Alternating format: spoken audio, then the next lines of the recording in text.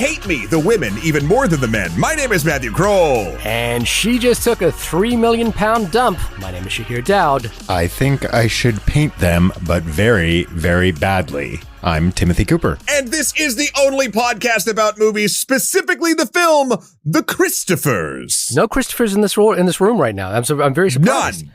But who do we have, Shahir? I am thrilled to have fellow screenwriter, friend of the show, all-around great guy, Timothy Cooper, who's joining us here. I'm going to read, Tim, if it's okay, I'm going to read a little bit of your bio just to kind of get us going. I would be honored. Hopefully we'll get through it as quickly as possible.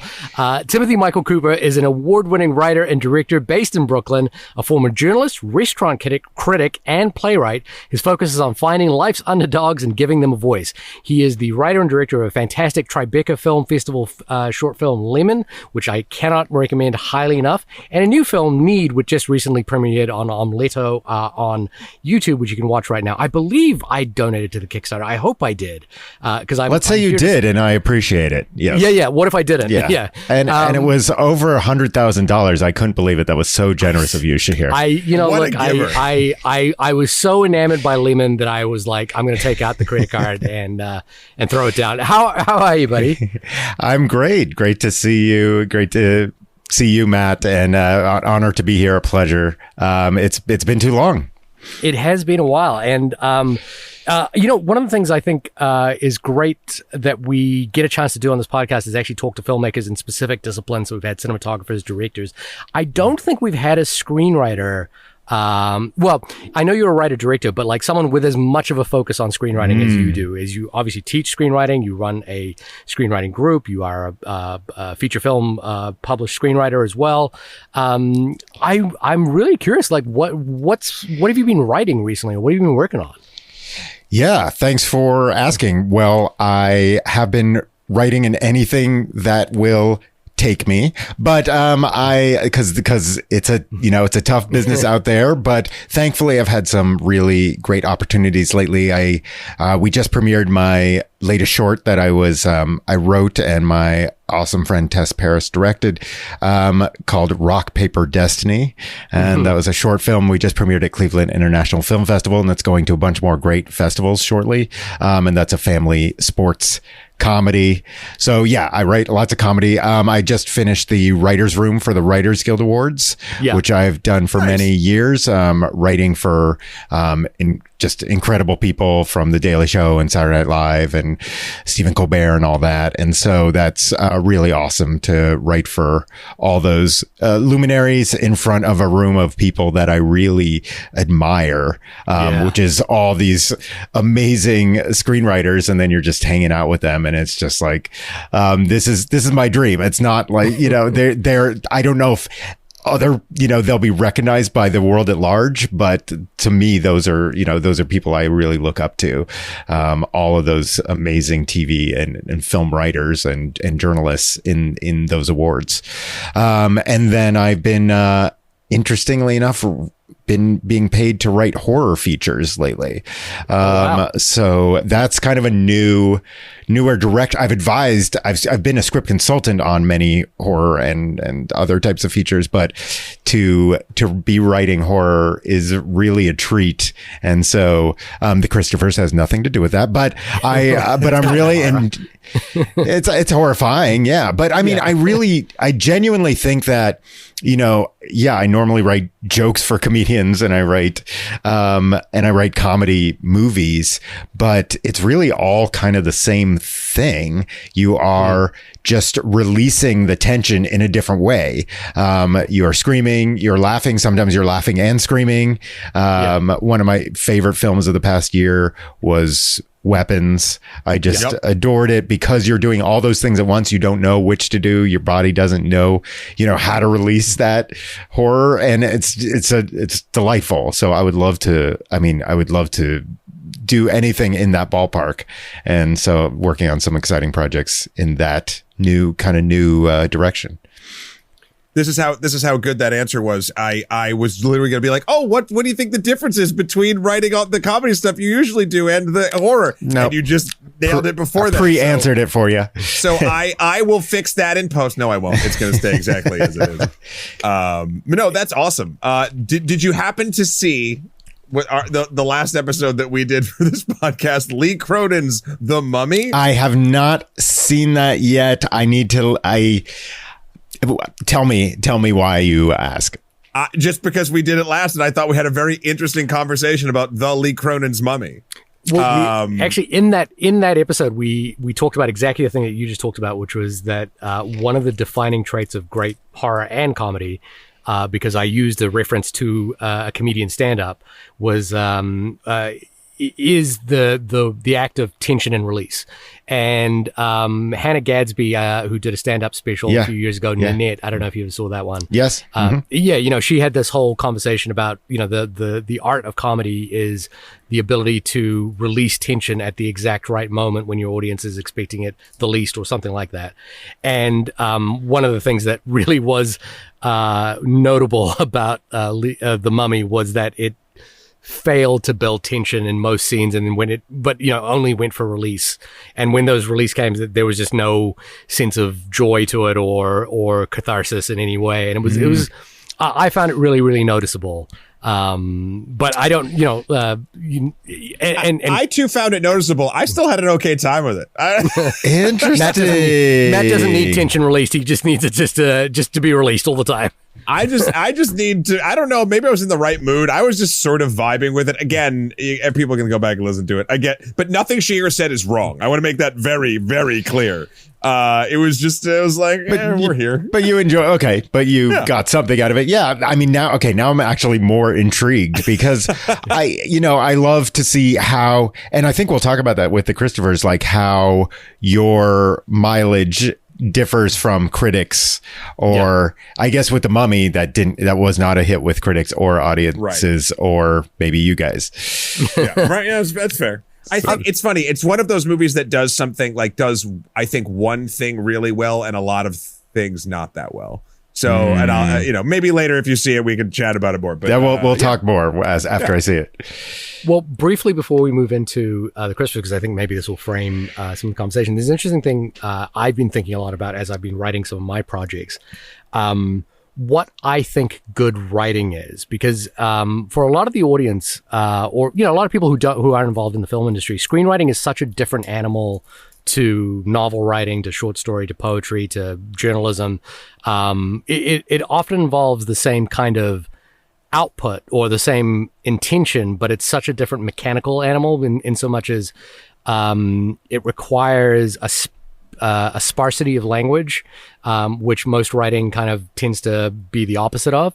And I was not aware. I didn't understand how that worked until I was in college, and I actually read some screenplays where I was like, oh wow, they've managed to condense a whole idea into a couple of lines here and a couple of lines of dialogue. There's a screenwriting friend of mine told me this thing once that I've always kept to heart, which is like, the film is in the blank spaces around the words. Yes. And like, I didn't understand what that meant until I read. The script that comes to mind is Alan Ball's script for American Beauty. When I read that, and I was like, oh man, he is really able to like get an idea about who this person is in one line, without having to do build up or anything like that. And I was really, I guess I'm just curious, like, as a writer, is there anything where you've read something on the page that made you go, wow, or, like where you've kind of felt, or something that you're striving for with your work? Yes. I couldn't agree more. There are so many, once you've mastered screenwriting, I think the more you've mastered it, the fewer words you need. And to say the same thing, because it's about what is not said. And that is so hard to do. And I'm sure be working toward that my entire life. I can't imagine a world in which suddenly I'm like, oh, I'm happy with this. But there are definitely scripts I read here and there. There is one. Well, there is one coming up that's called That Time We Met. Okay. and it's going to star Pete Davidson, which is interesting. Yeah, my sweet boy. Yeah, we worked with both of us have worked with Pete in his early days. Yeah. Oh, no, I didn't even know that. That's not. I wasn't bringing it up to try to suck up to you, but we don't have his number if that's what you're asking. I believe I do, but I don't call it. Fair enough. Well, maybe you will after this. No, but it's and it was announced recently, and I got to read the script, and it's basically a romance combined with Terminator 2 is the best way to put it, like a time travel romance, but the main guy involved is a doofus played by Pete Davidson. And that was one where it's not like it's a sparsity of language necessarily, but it keeps delaying and delaying and delaying. Is this couple going to love each other? Yeah. And it's like, it's the heart of, well, my favorite film of all time, Terminator 2. That is my favorite film. And it's the heart of everything that drives almost everything is, are they going to make it together? Are they going to love each other? Are they going to kiss? Are they going to say, I love you or whatever? And it's still, without spoiling anything, nothing is ever said, but the way it expresses that, and it waits until the last page, and you're laughing, and you're laughing, and it's ridiculous, and then on the last page, I got chills, and I was like, this is how you do it. And now I'm not going to be able to name the author because I do not remember the author, but it's really, I'll look it up, but it's really fantastic. And that's kind of what I strive to do, is that emotional payoff of, like, it's what we're talking about with, where do you laugh? Where do you cry? Where do you scream? And just to kind of wait till the very, very last page is just blew me away. I obnoxiously was working with some people that had worked on Terminator 2, or I was talking to some people that had worked on Terminator 2, and we were talking about a project. And I went into this whole diatribe about why James Cameron is such a great writer in relation to Terminator 2. And I think I've talked about this on the podcast before, but it's the scene right after John Connor and the Terminator break Sarah Connor out of the psychiatric institution that she's in. And they're in the car. An incredible chase sequence has just happened. It's incredible set pieces.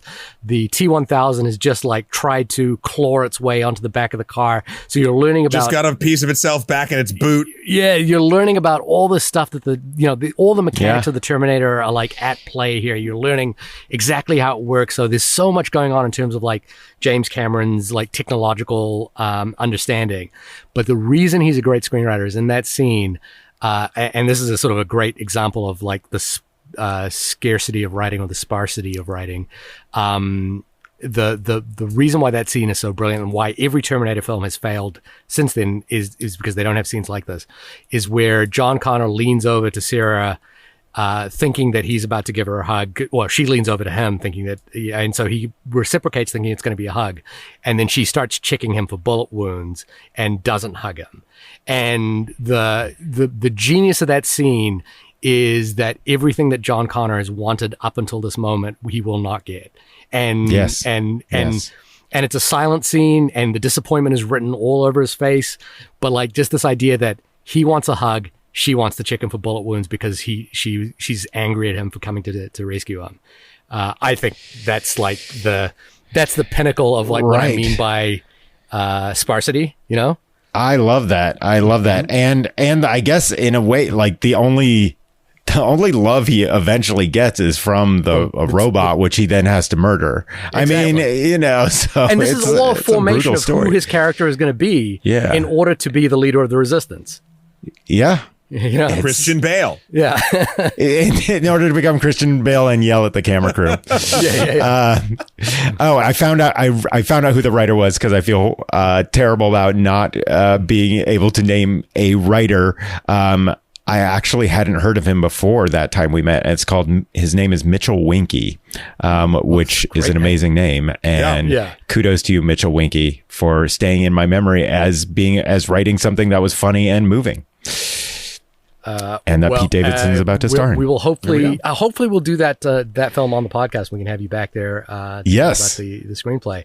But I'm excited because we're not only doing another Steven Soderbergh film, but we're also doing a film by the writer of Bill and Ted's Excellent Adventure and Men in Black, Ed Solomon. Which is crazy. I feel like we should discuss that for at least a few hours, because how is this the same guy who wrote those blockbusters? I think for a while, I'm not sure if it was him or one of his writing partners, was on Twitter or Instagram, and he would do a thing called residual checks, where he would show the residual checks that he would show the residual checks that he would get from Men in Black, and it was accompanied by a note saying Men in Black had made no money.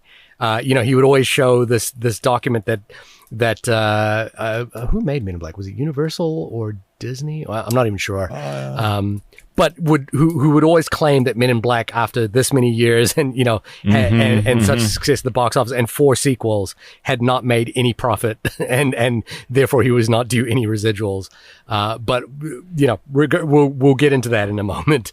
Matt, Amazing. Could you tell us a little bit about what The Christophers is about?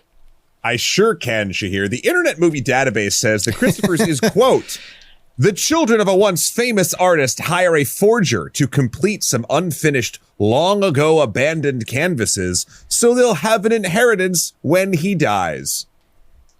I like this one. I'll give this, listen, the reason why I think this is like an 8 out of 10 description on Internet Movie Database is because it is both true and it ruins nothing. It does not get to the point of the movie or what it's trying to do. It just sets up where we're going.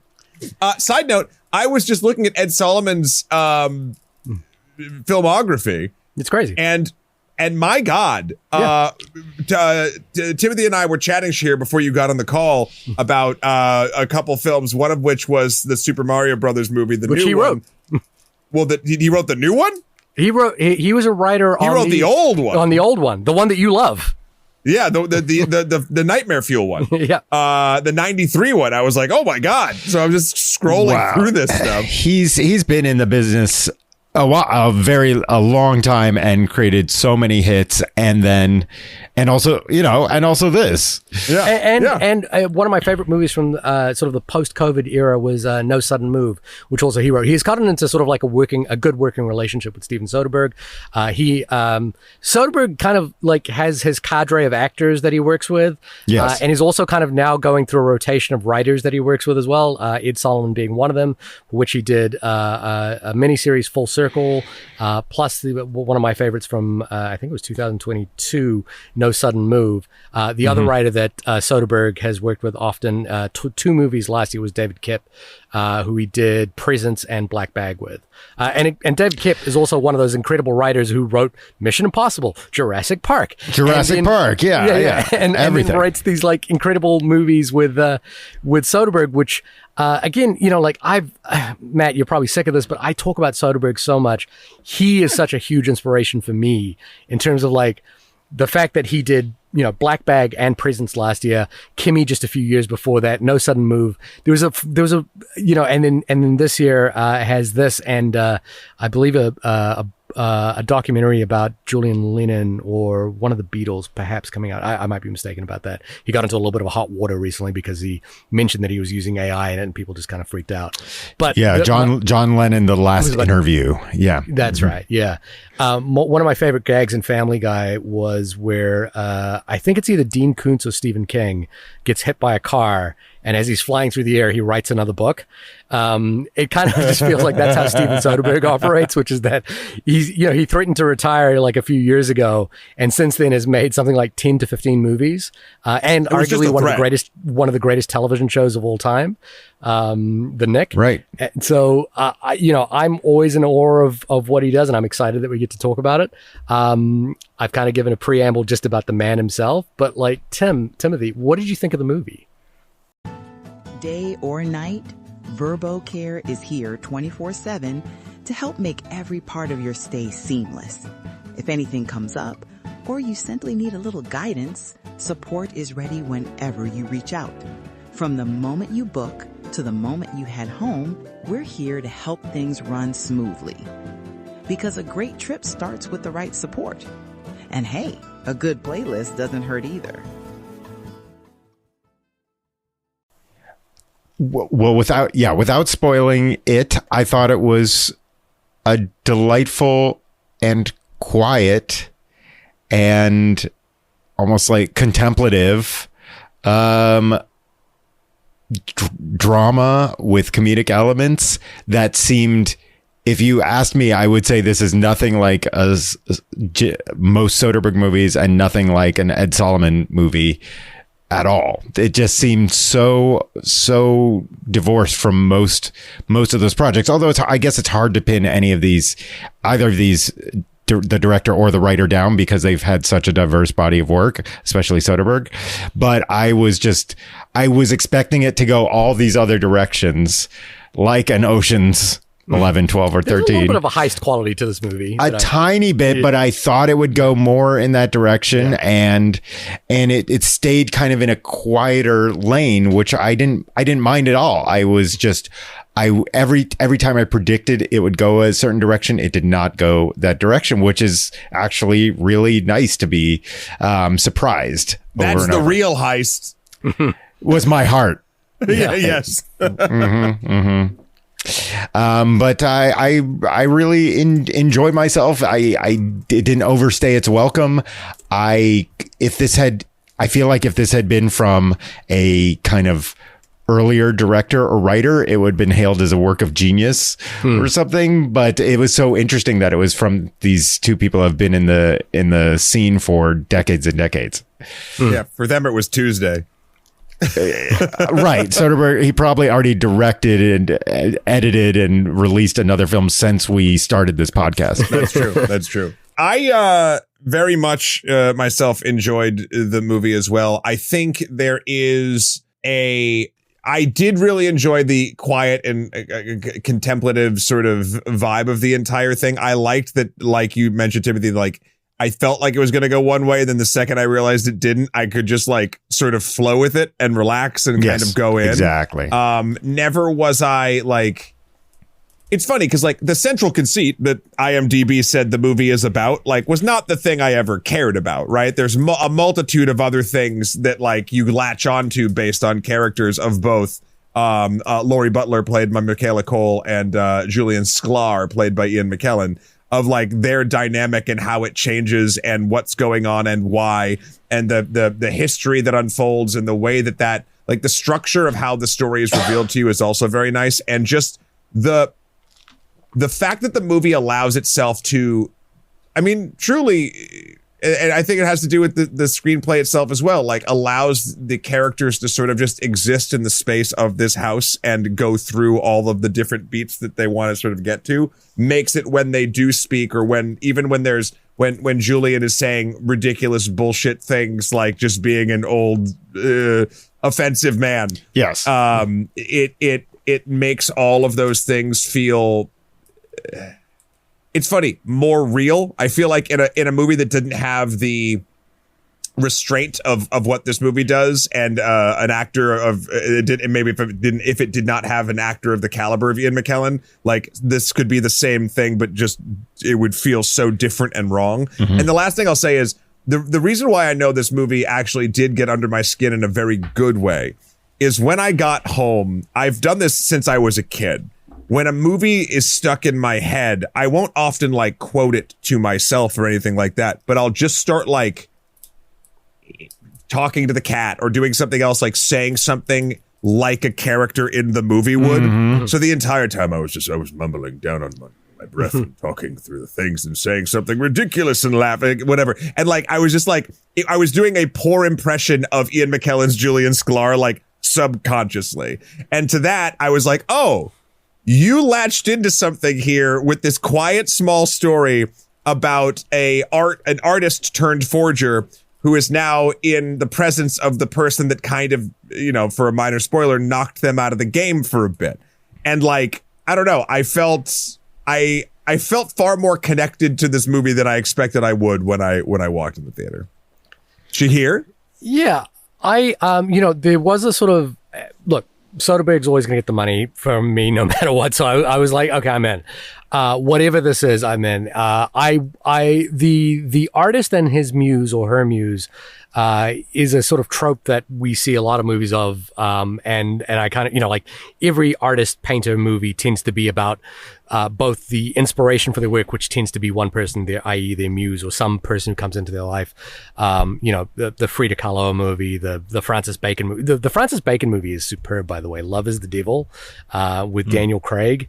It's exceptional. I don't think I've seen anything else that director has done. There was even a play, I believe, about Rothko called Red, which was again about the sort of relationship between the artist and their muse, or the artist and their assistant. So I was kind of like weary of what this was potentially going to be. But I'm a big fan of Michaela Cole after I May Destroy You. I think that was called I May Destroy You was the title. And she has got like the most extraordinary cheekbones on film, by the way. It's just like, it's hard to watch sometimes, because she just looks so extraordinary on screen. But between her and McKellen, who's been playing a version of the sort of older gentleman, nearing the end of his life. I'm thinking about his role in Apt Pupil, for example, where he kind of plays almost a similar kind of thing. I was like, okay, am I going to feel like this is just all going to be very familiar? And to be honest, the movie is very familiar, and its story doesn't go in too many terribly surprising places. However, there is a couple of sequences in this movie where we kind of, in a way, with people of this caliber who have done this many films, you're kind of wondering what was the end for them that they were looking for. And there's a scene towards the end of this film, without giving away spoilers, where essentially Ian McKellen is painting, Julian Sklar is painting, and you see in the sort of giddiness of his painting and what he's actually trying to paint at that moment, a kind of lifetime of sorrow and sadness and regret, mixed with a joy at the things that he's created come through.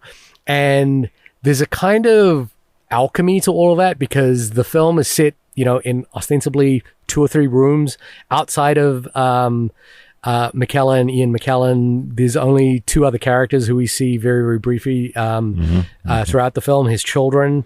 And the movie doesn't open up to much beyond that. But this is what Soderbergh is good at, in terms of like you think of a film like High Flying Bird, a film about the NBA strike, and it's just a couple of scenes of wandering around, like with a few basketball scenes. His iPhone movie Unsane, like he's good at like making these really small, intimate things, but he's got something that he's interested in, and he knows how to draw it out and bring the audience on the ride. And like I said, there are moments where you watch this and go, oh yeah, this is the guy who made Ocean's 11. Like there are moments when you watch this and you go, this is the guy who made Contagion. Like this is the guy who made Traffic and Erin Brockovich, and he's never slumming it. And I think, Timothy, you were kind of mentioning before the fact that he's probably made a movie in the time that we've had this podcast. I just love seeing these credits on screen. But the cinematographer is Peter Andrews, which is of course Soderbergh, and using an alias, which is his father's name. And the editor is Marianne Bernard, which is also Soderbergh, using an alias, which is his mother's name. And it's wild to me that he shoots these movies, and then I was listening to an interview with Ed Solomon who confirmed this. I talked about this in the Black Bag episode as well, is that they don't watch dailies when they work on these films, because he tends to shoot so efficiently. They will wrap very early, and Soderbergh will edit the day's footage and present a scene at the end of the day that they've or the scenes that they've done at the end of the day. So too, when they get to the end of the film, he presents the whole film usually at the end of, like on wrap day, he can show the entire movie as they've just shot it. And so this guy never sleeps, basically, is what I'm learning. What's weird is I met him once, I shook his hand and talked to him, and he seems like just a normal guy. Like he seems like normal and tired like all of us. But I was just like, secret, Cap. Yeah, he's always tired. He's always tired. But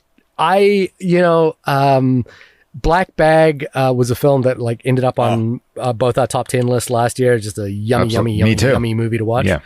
And I was like, and he just flips the script entirely and makes something so small, so intimate, but he knows what he's doing, like put Ian McKellen on screen, and there's nothing flashy about this movie at all. There's no flash, there's no pompous, there's no circumstance, like grander circumstance in these three rooms, and it's extraordinary. Yeah, I agree. And I mean, he picked two people that you could just stare at doing, saying everything or saying nothing. And you could stare at both of them. And indeed, Michaela Coel gets, in most scenes, almost nothing to say. And yet it doesn't detract from her magnetism of just like seeing just not even an eye twitch. It's even less than that. And you're like, speaking of the absence of something, she has an absence of lines, kind of, you might even say underwritten, but it doesn't like bother her at all. She still carries her half or more of the movie. And there's a sort of there are extraordinary twists in this movie.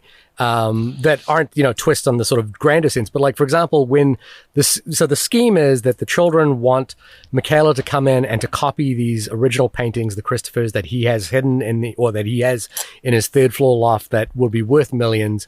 But he refuses to give them up and doesn't think that he might destroy them. And, hilariously, one of the daughter who was in Baby Reindeer, I'm not sure the actress's name, but has done her name is Jessica Gunning. Yeah. And it's James Corden and Jessica Gunning, right? Jessica Gunning has made a painting, made her own version of one of the Christmas, and it's just hilarious. It reminded me of that, like the it's art. Like that nun. Yeah, the image of the nun. Or that was like a woman tried to restore like this painting of Jesus or something, and it came out really badly. It was hilarious. And so the heist is they want to forge these or to get Michaela Coel's character to copy these paintings or redo them, which she does in the first night.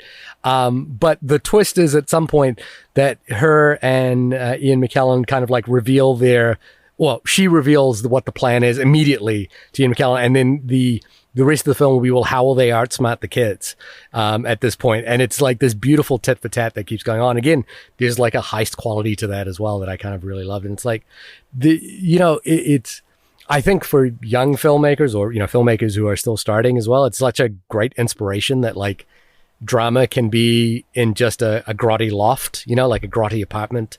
And it can be huge and immense and big and feel big as well. But I also wonder if two lesser actors and a lesser cinematographer and director could, it's so hard to pull this off because, as you said, it's like taking place basically in one house, 95% of the movie. There's a ton of films that try this and fail, right? Like based on budgetary restrictions or what you can do or, all of that stuff. So yeah, I think it's the fullness of the soup that is making this thing special. Yeah, 100%. And I think this comes to Ed Solomon's script as well, because there is like through this, the reveals that we understand about Julian Scar's life is that the film contains a life fully lived. I guess one of the big spoilers is that through the course of this movie, he will pass away. But it is a fully realized life that has had, an extraordinary beginning.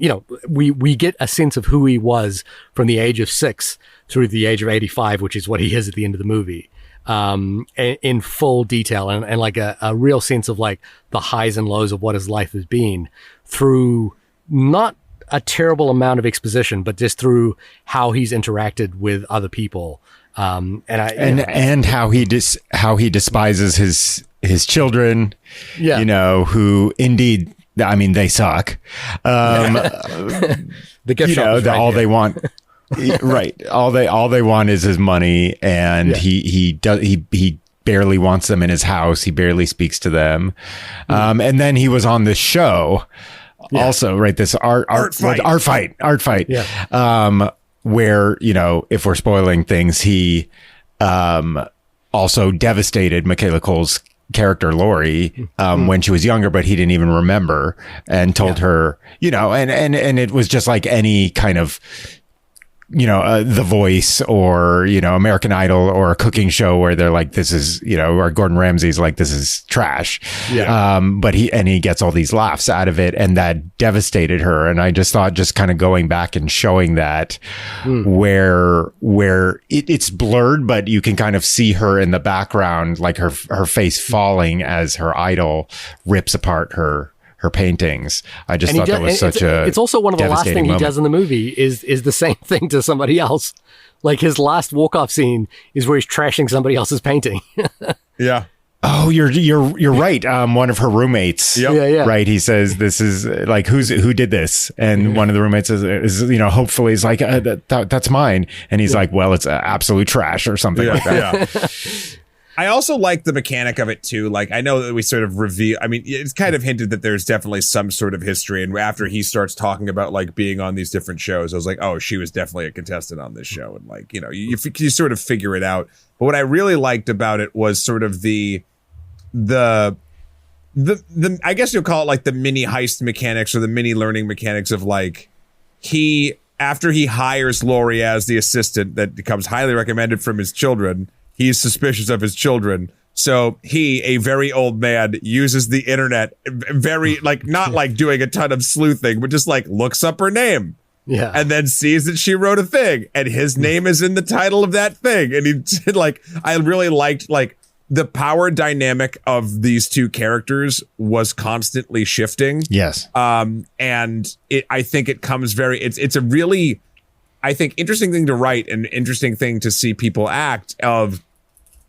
Laurie is there because she wants to, I mean, obviously make money from the transactional element of it, but I think she kind of wants to get back at Julian in a sort of revenge thing.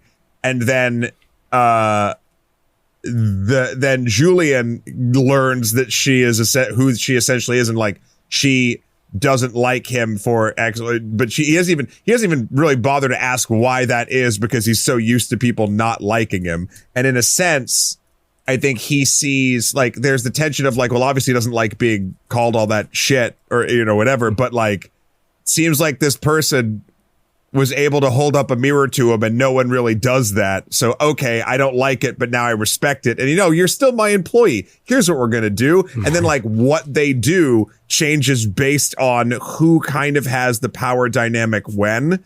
And it's all very subtle, right? Like, it's not like there's a big, huge pendulum shift. It could be a line. It could be a look like, and it's really cool to see. That's what kept me on my toes for the entire thing was like, oh, eventually you learn like, well, how will they team up to kind of screw the kids out of their inheritance or what their perceived inheritance, I should say.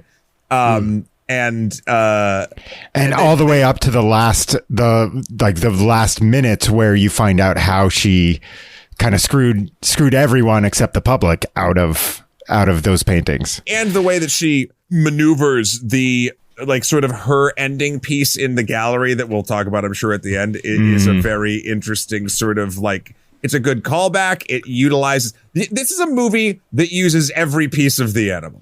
This is like, absolutely. It really does nail down like, oh, we mentioned this thing. It's not throwaway. It means X, Y, and Z. And like, I really liked her thing of basically using his cameos to make an art installation to like, make people be able to feel like what it was like to sort of be around the man in a way. And it was just, I don't know, it's just very neat to see.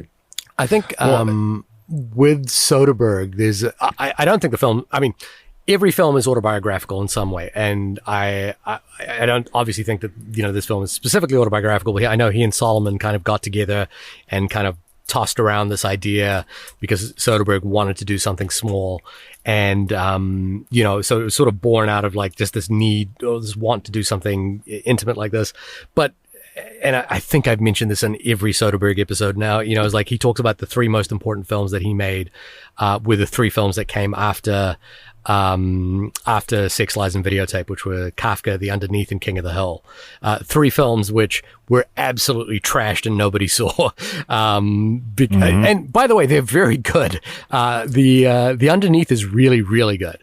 But like the thing I think was interesting there is that, and mirrored in this film as well between Julian and Laurie is that the rejection of an artist early on in their stage can still merit or can still generate a sort of interesting retrospective work from that artist, so that later in life they become stronger because of it. And I think it's like, it's painful and it sucks, and it's like terrible that, you know, she felt that way about her art and wasn't celebrated early on, but kind of through the experience of like navigating through all this, she has come out stronger on the other side. And, you know, I think about Soderbergh and, you know, talking about those 3 failures, you know, back to back before, you know, like going off to make, I believe it was Schizopolis and Oceans, and Out of Sight. But it makes me also think about like what we do on the podcast in terms of like when we're talking about filmmakers and like, you know, people like, you know, we were talking about Lee Cronin's work last week, and like, yeah, we have our opinions, but it was always like this sense that even if we're talking about a film that's made by, you know, people with millions of dollars and, you know, their $1 billion hits and what have you, it can still hurt to say something, you know, like to say something shitty about their film. And I'm sure they can still, you know, probably, you know, brush it off, but like it still hurts to hear someone say this is not good. And you know, I think there's something about that at the center of this film, which is that Laurie is kind of living as an artist in exile from years of like not quite getting over that moment when someone says her work's not that good. And then on the flip side, Julian is like, you know, he's forced to reconfront that sort of flippant remark that he made, which he says was just like, I was just thinking of my next joke. And I didn't really look at what the painting that you'd made. And then he looks at it again and he's like, actually, that wasn't that bad. You know, like it actually has something here. And so that sort of like that sort of intimacy that happens between an artist and a critic when discussing their work, which is that you do want to respect the fact that it hurts when someone tells you, you know, something you've written is not good. Like all artists, you know, want is for their work to be loved. And to hear it to be unloved is like, you know, it's painful. And I think that there is something like the reason why his films work is that there is this sort of autobiographical quality to it, which like feels real and resonant. I don't know if that kind of, that idea of like the relationship between art and criticism kind of came through for you guys.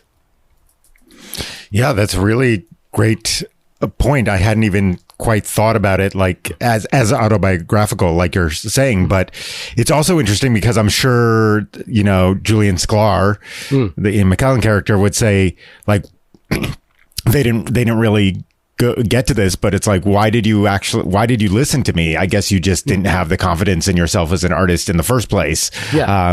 But why didn't you know you were just on a show? Yeah. Which is interesting because I think that I'm always fascinated by those shows like American Idol and that kind of thing, where actually, you know, sure, there is some part of it's about good singing and another part of it's about just showbiz, basically, or yeah, and humiliation is a big part of it, and it's always interesting to me that people who say, well, you know, I'll go on to be great, and I feel like that's said equally between people who actually do have what it takes, they just didn't get picked this time or whatever, and people who are absolutely terrible, and you're like, well, now you're just delusional. But where is that line? Like, how do you decide if you should keep going despite criticism, or maybe your idol saying that to you is a sign that you should stop and try something else? And the hard thing is, like, I think we're all have been in a situation where you're giving criticism, you know, where you're having to give feedback to other people's work. You know, like the big lesson was that there was, you know, sometimes what I notice is when I'm teaching class, for example, or something like that, it's like, you know, the kids or the students who've got it, who kind of like know what they're doing and like have the it factor. You sort of can recognize them pretty quickly and that sort of thing. And, you know, I remember there was one student who I didn't think that of, and whose work, you know, I was like, you know, pretty critical of. And then a few years later, they made the most extraordinary thing, you know, like they kept at it and they far surpassed, you know, like what my expectations of them were. And I was like, oh wow, that is actually a really important thing for me to like recognize as well, is that potential, flourishes at very different times for different people.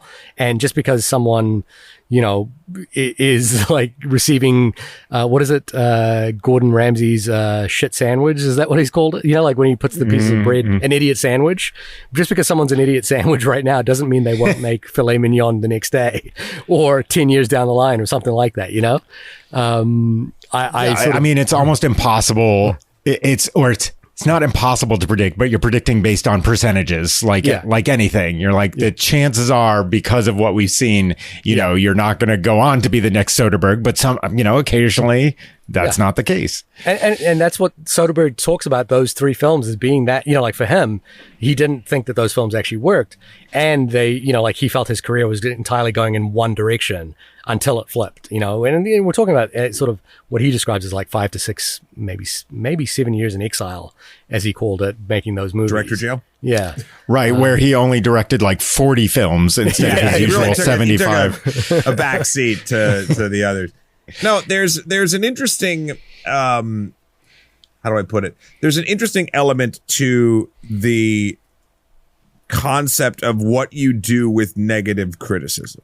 Like this character, Laurie, and it's interesting because it all comes back full circle, essentially dropped out of making art outside of for herself or forging other people's shit, right?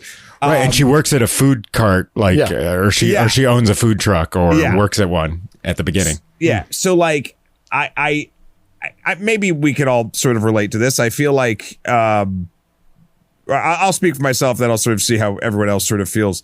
I feel like any time I've been, I'll say on the few times that I've been like artistically successful, it has a lot less to do with my like raw talent and more my ability to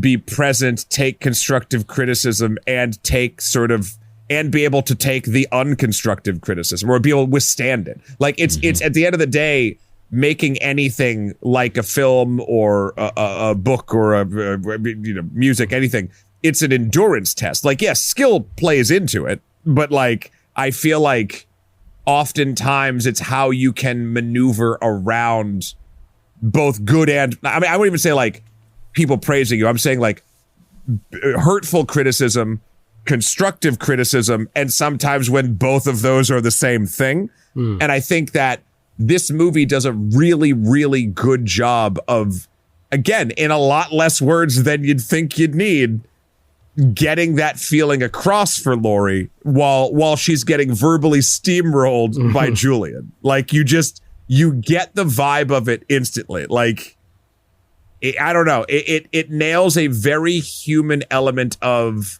rejection in art or in making something, I'll say, and what you do with that as the artist. I found it incredibly relatable. Also, the power fantasy, or not even the power fantasy, the fantasy of like getting revenge, like what a dream in your own mind's eye to like get back at the old asshole who's now doesn't have the talent or can't move his hands the same way anymore. And he ruined your life. So guess what, motherfucker? I'm going to help your kids steal your money. Like, it's just, I don't know.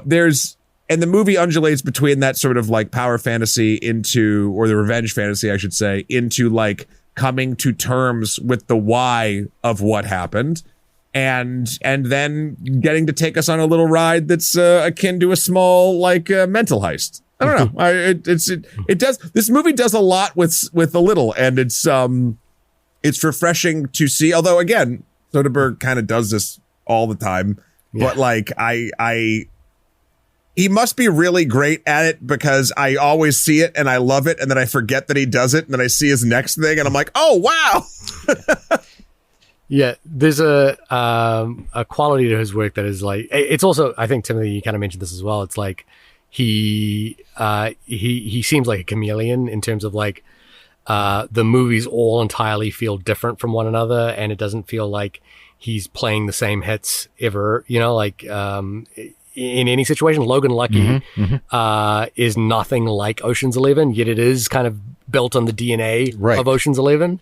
So I and this one, as we said, starts out I definitely thought it was going to go heist and get bigger and bigger, but if anything, it kind of contracts. Yeah. And I love that because I didn't expect it. Yeah. Actually, the more we discuss it, the more I enjoyed the movie. Because of those constant surprises. And one, I'll tell you about where the movie truly, truly, truly won me over is when Julian decides that he's going to paint over the Christophers and do them badly, and use things like glitter and feathers, and like really make it trashy. And this is, among career best from an actor who has given us career best for like 40 years now. This little scene here where he is like painting over this is filled with the pain of a love lost, and it is very evident that why this scene works is that this is a man nearing the end of his life who has one big regret in his life and one lost love, and it is the person behind these paintings, whom we will see later in the movie. And I was like, because we'd seen paintings of him before, and I was like, I really hope we get to see this character at some point. And we do. And you realize, and it's just, again, that sort of the movies in the space between between the pages, or the space between the paragraphs. It's just that look that he gives. It's like, oh, this was a love that like really mattered to me and is no more. And what is left of it are these paintings, which while will make me tons of money, won't fill the hole that has been left behind by that person. Well, the other interesting thing too there is you kind of get that through a very intentional and real moment that happens, and that is he's trying to do this thing and trash them and sort of make it bad, so it sort of hurts the chances of them selling or whatever. But then in the process of doing that, both that love and that grief and everything that he's feeling, he's shocked because he's like, God damn it, it's still good. Yeah. Like, and I don't think that's ego. I think that's like the raw emotion of creating something that's fueled by all of this stuff. Like he can't make a thing about this man bad.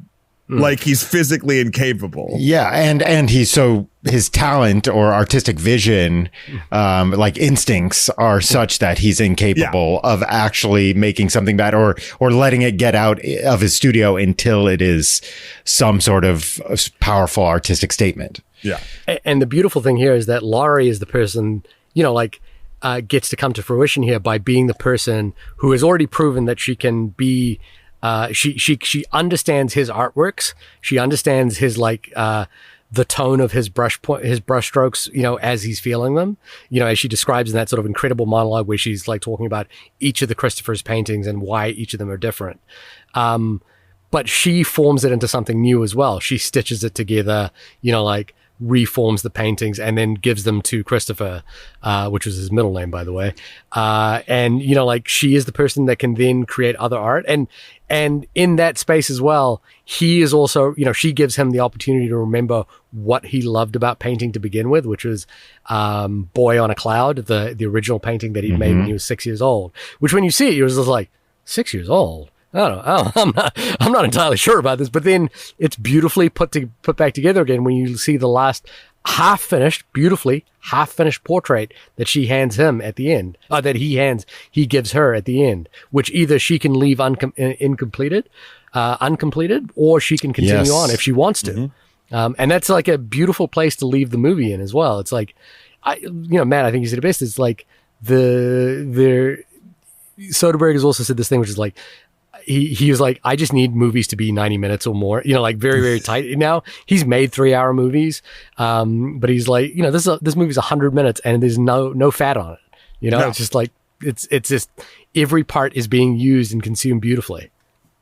I'm Kiana and I leveled up my business with Shopify. Once I figured out that Shopify was a thing, I never turned back. I can create a site with my eyes closed. Shopify thinks ahead of us, and it thinks about the customer more than anything. Every day I'm thinking about some other new business, but Shopify is doing it to me because it's so easy to use. It's like I can't stop. I'm addicted. Start your free trial at Shopify.com. And I was really curious how they would depict art, because it's so hard to depict Yes. Yeah. writing, painting, Yeah. movie making, poetry, dance. It's just famously really hard to convey those in film, because you end up, you're either going to think this is a parody or not think it's good, because everyone's opinion of art is so different. And so I thought they handled it really well, where you caught just kind of glimpses of, you saw that last painting that he did that's half finished, and you see glimpses in the gallery show at the end of what he did or she did, or I guess they both did, most likely, with the glitter and like feathers and kind of gemstones and ridiculousness. But you never really linger on it enough, which I thought was so great from a cinematography perspective, to actually really have to, because it's not about that. Yeah. It's right. If we're lingering on it and judging it, then we get kind of mired in that, and it just skips over that, and it's like the people's impressions of the art, which is after all what really matters. Yeah, The there's reaction nothing shot. worse than there's nothing worse than a movie about any kind of artist when the writing or the art or the painting or the music or whatever, everyone around, like the actors in their roles, are like, my God, you're a genius. And you're looking at it and you're like, this isn't good. Like, and so to get around that, because everyone's going to be their own critic of the art within the art, the way this movie handles it, Timothy, to your point, is really great. You catch a glimpse, you can kind of put your own stuff together. Like the style of art he makes, you can tell, or that is portrayed that Julian makes, is at a glance technically incredibly impressive, but also not so distinct. Like that they're essentially really wonderful painting sketches, right? Like they're just really good. But like, I don't know, I think choosing his style and what to do and making it just like a pretty, I don't want to say like basic, but like, a traditional portrait of a person that is just really great. And like they talk about, like, the thing I loved was when Laurie was discussing when they were going back and forth, they're like, well, how could you forge me? Like, this is, haven't lived the thing. And then she comes back and forth with like knowing she's able to, based through these paintings, dissect who he is and was in those times.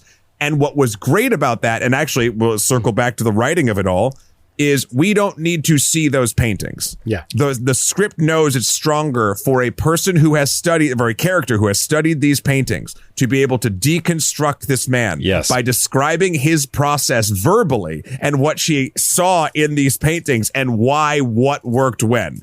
And it's just so nice to see, because that's how you make this world believable. There is a character that has studied this so much, so it must be important, and she has really good insights into what it is, and you can see on Ian McKellen's character's face that she is correct, so you know that it's all tied together, and it's great. That's a wonderful sort of cheat code to do these sort of like, oh, this is a great artist character.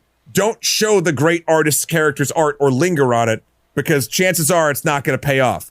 Have other characters be able to describe them in interesting ways that affect characters around them. That's exactly it. Yeah. Yeah. The emotion, how it emotionally affects the characters is all we actually care about. Yep. And if we were to see it, then we start making judgments and getting in our head. And then the movies, grinds to a halt, and they never, to his credit, as his own editor and cinematographer, never did that. Yeah. Impressive as hell. I like this movie a lot. I do as well. Timothy, I remember when I watched Marty Supreme last year, I suddenly was like, the project I was working on, I went back and rewrote a whole bunch of stuff after watching Marty Supreme, because I felt like I had learned a lesson from the movie that I needed to apply to my own work. I'm curious, as you're working on projects right now, is there anything from Ed Solomon's screenplay in this particular film that feels like you're going to take away and try to think about in your own work from this point forward? Sure. I mean, the first element that comes to mind is Michaela Coel's amazingly expressive cheekbones. Yeah. But I'm joking, but not joking, because just all she has to do is give a look in so many circumstances. And of course, he talks a mile a minute. And at one point he says, I'm really good at conversations except for the listening part, so, and he does just talk and talk and talk. And she just listens, and it yet is equal to him in stature. Yeah. So that, I think that is a really good lesson for us as screenwriters to be like, actually the person, I mean, that's true in negotiation too, right? The person who speaks the least has more power. And often what is better to do is in negotiation is to just speak and then stop and wait for the other person to fill in the gaps. And so the fact that she is doing that with just her face is, to me, just so impressive. It makes me wonder, actually, if there were more lines that she had, but they realized they didn't even need them because she is so expressive by doing, such a minimalist, fantastic performance. I kind of wonder that. And you just don't need as many words as you think you do. And then the real challenge of that is it's really hard to take that lesson and be like, and there's going to be no dialogue. There's going to be nothing on this page other than she sits silently and watches him speak, like as a piece of writing. Well, because often when I'm, when I'm working with my clients on their script and someone doesn't say something, a lot of the time, then we just don't know who they are because they don't get to say enough. Yeah. So I'm like, wait, who is this person? And it's like, why don't they get to talk much? Yeah. But an interesting takeaway for me is there are ways to make them speak while saying nothing, but it takes a lot of skill in every department, right? Cinematography, directing, acting, writing, production, value, etc. And that's a hard thing about screenwriting to quantify as well, which is like, sometime, like famously on the screenplay for Lord of the Rings, when they're going down the bridges of Khazad Dûm or whatever it is, and there's an incredible set piece where the stairs tumble and they climb from one to the other and that sort of thing. The line on the script is that they run down the stairs. That's it. That's all that's written on the page. And, there's so many screenplays where there's examples of like, the only line is, they move from here to here, but it's a 10-minute sequence on film. And, it doesn't come to life until you're on set or until you've like actually put it together. Or, crucially, I think, as you mentioned here, for Michaela Coel, who also is an extraordinary writer, who's also that. Yeah, an incredible writer herself. The scene possibly on the page would be like, well, what does Laurie think of all this stuff that he's saying? Like, what does Laurie get to do in the scene? And it's like, no, what's important here is that she doesn't do a lot in the scene, and she does stay quiet. And then screenplays are a sort of equilibrium act, because the next scene is where all of that comes out. When she gets to tell him exactly how his brushstrokes worked. So it's like, it's a real, I do find screenplays really difficult to read sometimes, because you're like, there's a world that you have to imagine and have faith in order to for the screenplay to come to life. And sometimes I've read superb screenplays that have not made good movies. And I've read really bad written screenplays that have made excellent movies. And it's like, sometimes it just requires that sort of strange work of imagination to kind of get it to work, which is not the same as a novel or short stories or anything like that. Nothing like that. I mean, that is, why I called my company Blueprint Screenwriting Group, because it is, a blueprint is not a house, but if you don't have a good blueprint, your house is going to, collapse. Yeah. But it is not, it is just an intermediate, it's a necessary and yet intermediate product at the same time. And I think you're so right about just, they could, a great one could make it really, I always think it's a miracle that any film gets made and is halfway decent, because so many coin flips have to land on heads in a row. Yeah. And from hundreds of people, dozens of departments, and it just has to all go really well. And if one of those pieces falls down, it could completely destroy what was a great screenplay or the production of something that was going to be an awesome film, and just some piece wasn't there, like one of the actors or the cinematography or the audio, just we didn't quite get what was going on because they cut that scene or whatever it might be. I think I remember Akira Kurosawa said something along the lines of, because he was, he was very big on like the written word on the page. And he said something along the lines of, a superbly directed film with a terrible screenplay is always going to be terrible. But really terribly directed film with a superb screenplay has half a shot of being good. Whereas it will not work the other way around. I completely agree with that. It's almost right. It's almost impossible to salvage something if if the blueprint is not there. It's like, well, maybe you could edit something together in post-production that was halfway decent, but it's really hard. Which really does, I think, sort of is one of the main reasons I have fallen off of one of my quintessential bandwagons being sort of the MCU. Like, I think structurally, the MCU has a really good sort of macro direction of what it's doing. Sure, like whether or not it works for one person or another, that's another thing. But like, what they lose is they're shooting like, what is it? The Captain America: Brave New World. That movie was reshot like 17 times, and they were writing it while they were filming it.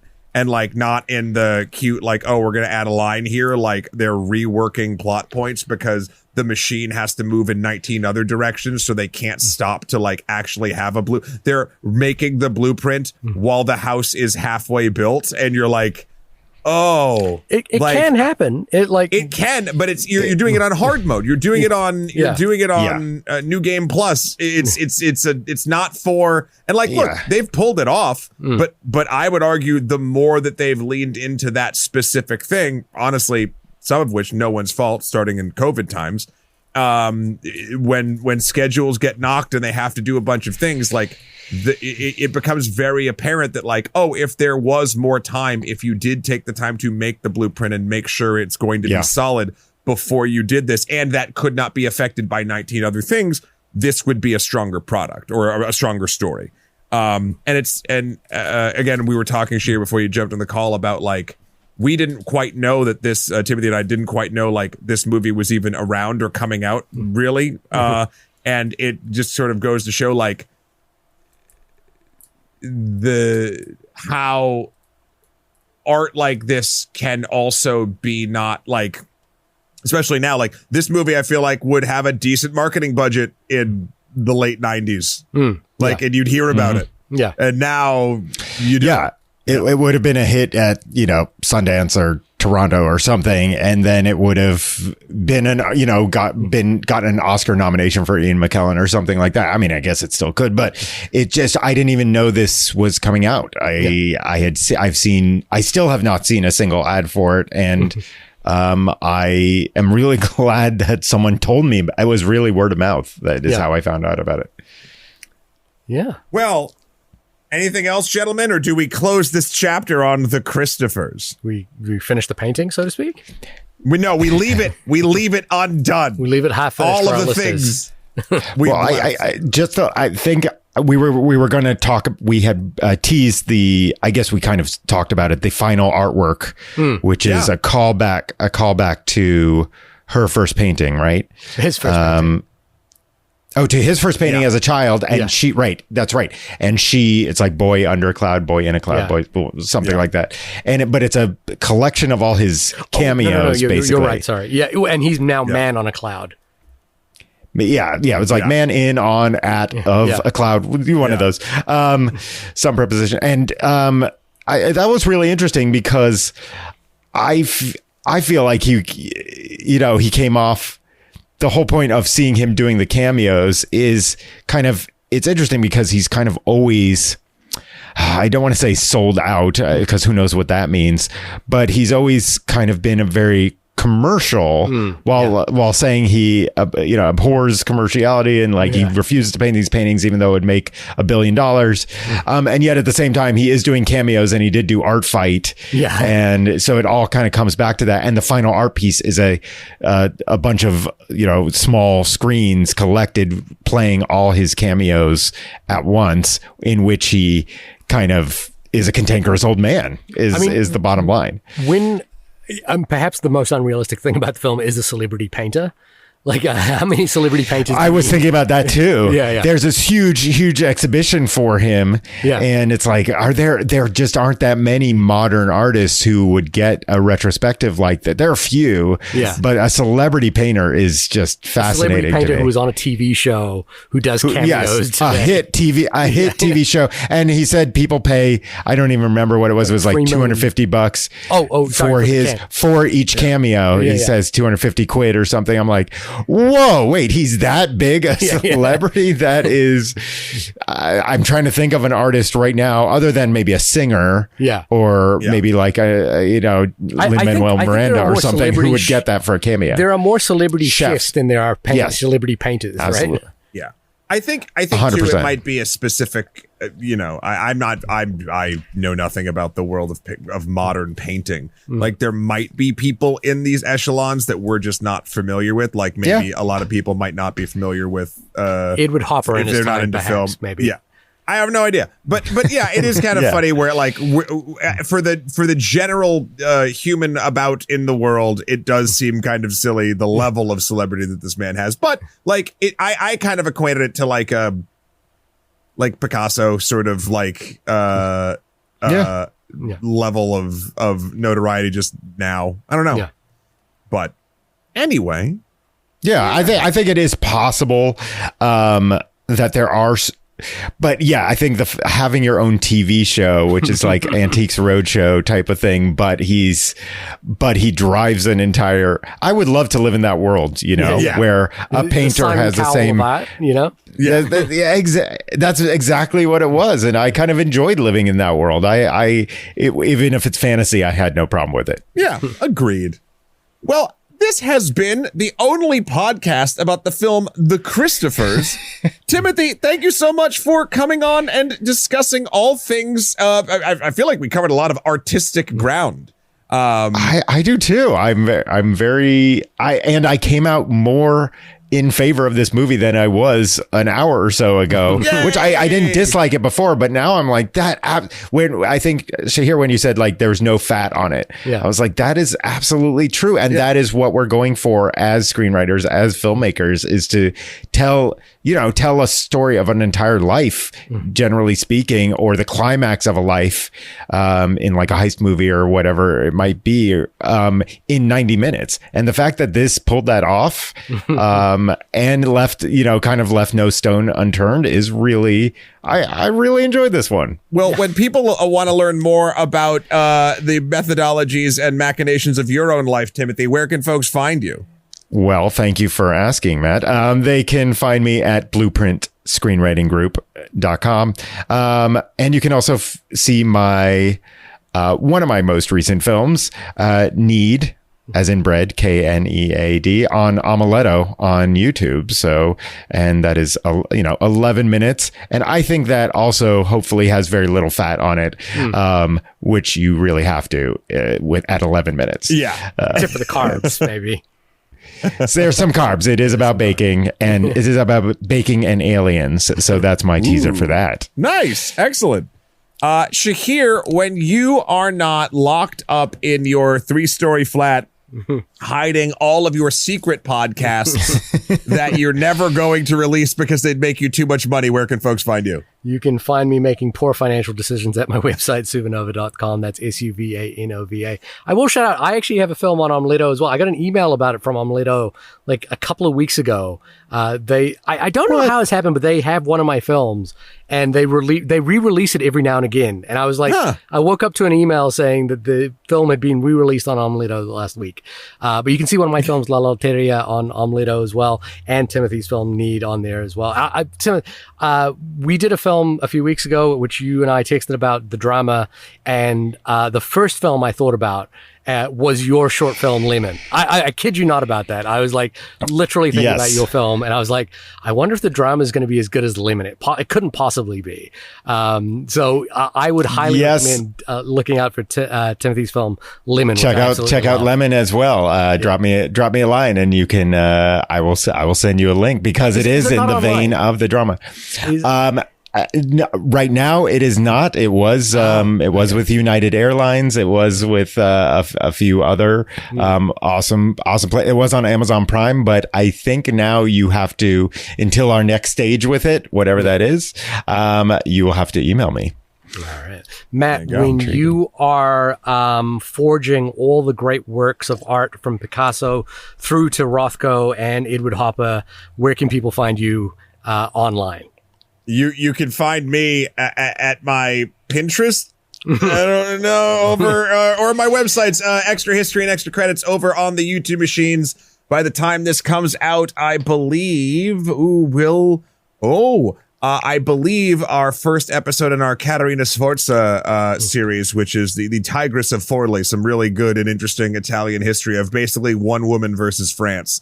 It's pretty dope, and she goes hard, sometimes too hard, and to disastrous consequence, but it's a very good series. And then I believe over on Extra Credits, we'll be doing a retrospective on what is an indie game in 2026, because there seems to be a lot of people throwing that word around, and no one can really nail down what exactly that means currently. We talk about actually through like independent film, independent novels, independent publishing, etc. But like what, it all gets muddy now based on, honestly, the proliferation of technology and letting more people do more things. So yeah, it's interesting stuff. Next week, are we doing the Michael movie? Are we doing Michael? I don't wanna. I know you don't wanna. But it has made a lot of money, and I think it would provoke interesting conversation. I don't think necessarily it's going to be a great movie.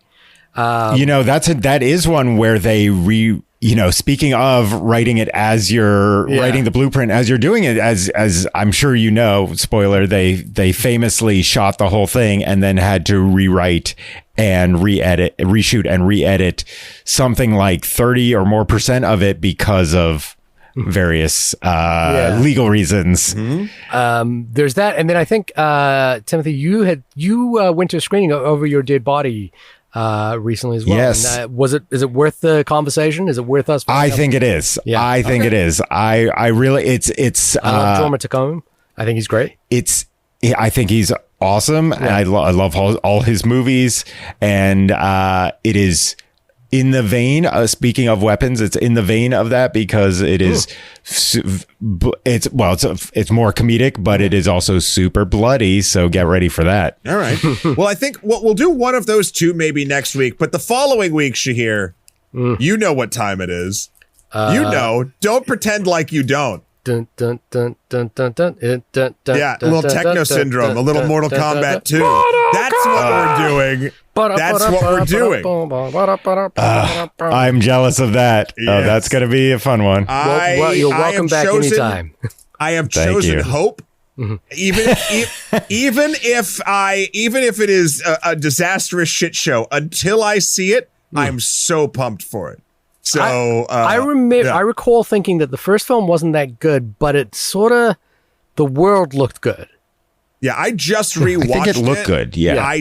I still have a lot of with that movie. One, that there's no tournament, but this one does have a tournament. So that's and surprisingly, good. It's going to go hit. Is it going to go head to head with the Street Fighter movie? No, Street Fighter comes out in October. But it is going to be a year with two big fighting movies having like a feature film adaptation. And don't forget Masters of the Universe. And speaking of big fights,